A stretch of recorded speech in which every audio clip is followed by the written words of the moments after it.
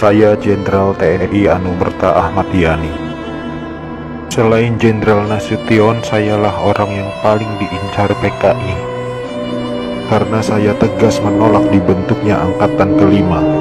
Saat malam penculikan itu, saya dibangunkan oleh anak laki-laki saya dan memberitahu saya bahwa di luar rumah sudah ada banyak sekali tentara. Setelah saya bertemu dengan mereka, saya diminta untuk menghadap ke istana. Dan ketika saya berbalik badan untuk mengganti pakaian, tak lama mereka langsung menembaki tubuh saya dari arah belakang. Biarlah saya berkorban untuk negara ini, sekarang giliran kalian. Dan jangan membiarkan paham komunis berkembang kembali di negara kita ini.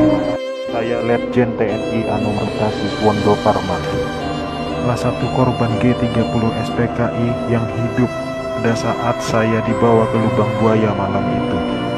Setelah saya sampai di sana, saya mengalami penyiksaan, dipukul, ditembak di beberapa bagian tubuh saya tanpa ampun. Sama seperti halnya Jenderal Yani, saya menolak keras dibentuknya Angkatan Kelima oleh PKI itu. Juga karena saya menolak menekan adanya Dewan Jenderal. Karena itu semua fitnah kejam dari mereka-mereka itu. Saya Letjen TNI Anumerta MT Haryono.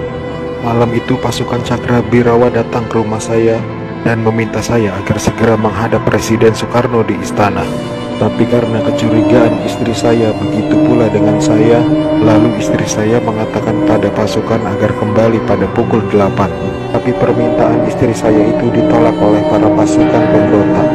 Maka dengan segera saya mematikan lampu kamar dan menyuruh istri saya pindah ke kamar sebelah, dan saya menunggu penyerang pertama masuk ke kamar saya. Saat penyerang pertama masuk, saya berusaha merampas senjata yang dipegangnya, tapi saya tertembak oleh penyerang itu. Lalu jasad saya diseretnya keluar melalui pekarangan rumah dan dimasukkan dalam truk yang sudah menunggu di luar rumah untuk dibawa ke lubang buaya dan dimasukkan ke sumur maut itu bersama rekan-rekan saya.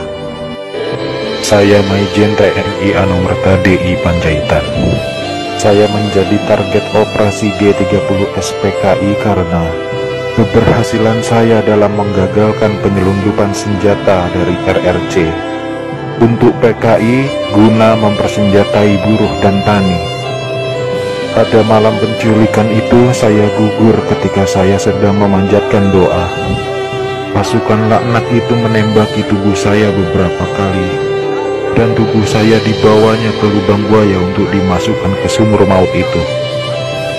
Tapi saya rela berkorban untuk negara dan membela ideologi Pancasila. Salam cinta saya untuk negara tercinta ini, dan untuk anak istriku serta keturunanku, semoga Tuhan selalu memberkati. Saya Maijen TNI Anumerta R. Suprapto.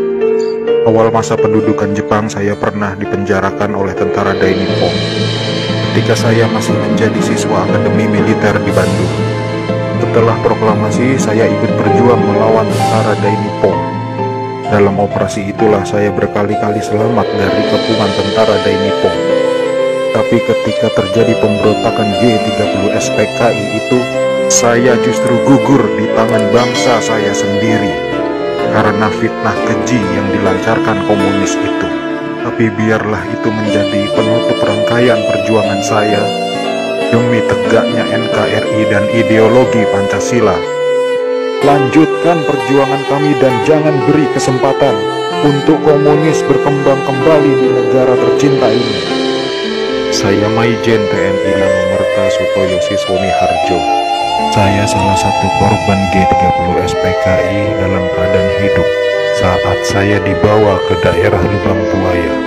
Di sanalah saya mengalami penyiksaan hebat, dipukul, dipopor, dan setelah itu mereka menembaki bagian tubuh saya. Setelah itu mereka membuang jasad saya ke lubang sumur itu. Mereka itu memaksakan kehendak mereka dengan memfitnah kami dengan adanya Dewan Jenderal yang akan memberontak kepada pemerintah. Kami ini prajurit TNI sudah disumpah untuk setia kepada negara, maka tak perlu diragukan lagi kesetiaan kami kepada pemerintah dan NKRI. Komunis-komunis itulah pemberontak yang sebenarnya. Saya Aibda Anumerta Karel Satsutubun. Saya satu-satunya pahlawan revolusi dari kepolisian. Pada malam penculikan itu saya sedang berjaga di rumah Bapak Johannes Laimena. Pasukan penculik itu mengira bahwa rumah Bapak Johannes Laimena adalah rumah Bapak Jenderal Nasution. Dan saat itu saya sedang bertugas jaga di rumah Bapak Johannes Laimena. Dengan brutalnya para pasukan itu langsung merangsek masuk ke rumah Bapak Johannes. Saya yang mendengar keributan itu segera mengambil senjata saya, dan pasukan penculik itu tanpa ampun langsung menembaki tubuh saya. Harapan saya agar generasi penerus bangsa tetap memegang teguh ideologi Pancasila demi NKRI. Saya Kapten Anumerta Pira Andristendia. Saat operasi Dwi Kora, saya mendapat tugas sebagai intel. Setelah operasi itu selesai, saya dipanggil untuk bertugas sebagai ajudan Jenderal Nasution. Saat terjadi pemberontakan G30 SPKI itu, dan saat pasukan penculik mengepung kamar saya, dan mereka bertanya pada saya, di mana Nasution? Dan saya menjawab, saya ajudan Nasution. Saya tetap dibawa ke lubang buaya karena yang terdengar oleh mereka, saya menjawab, saya Nasution, maka dari itu saya dibawa. Tapi saya ikhlas karena saya memang rela berkorban untuk negara.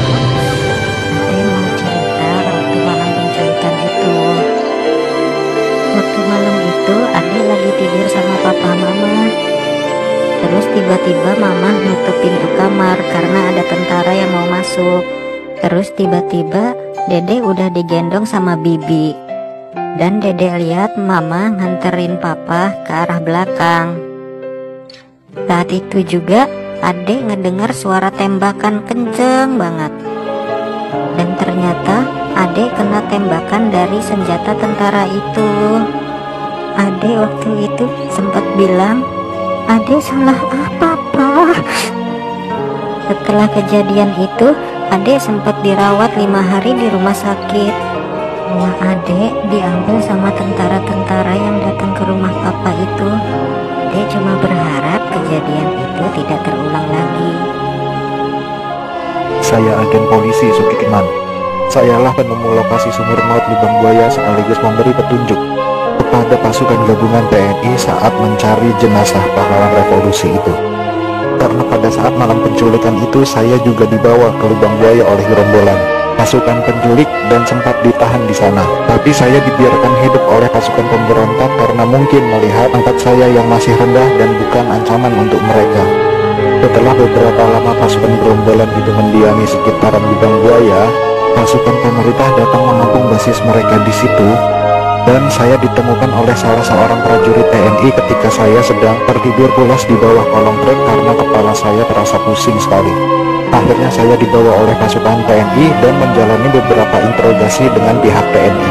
Berkat kerjasama yang baik antara pihak TNI dan saya, akhirnya lokasi sumur maut itu ditemukan atas petunjuk dari saya.